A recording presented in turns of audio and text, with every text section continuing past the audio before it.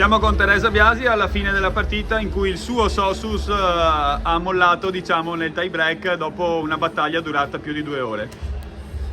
Sì, è stata la solita finale dove si cerca di dare il massimo e a volte qualcuna sente la partita. Ariantesi ha fatto una gran bella partita, ci hanno messo in difficoltà, le conoscevamo perché avevamo visto qualche partita loro, però non siamo riusciti a fermarle come pensavamo.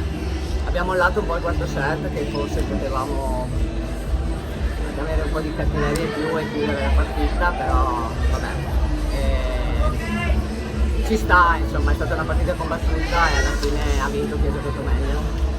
Comunque vi aspetta una seconda fase del campionato che è la fase regionale e su cui potete insomma investire altre energie e un percorso sicuramente diverso. Sì, adesso abbiamo il girone regionale che sono 5-6 partite e quindi speriamo di fare ancora esperienza e cerchiamo di migliorare e di crescere ancora di più.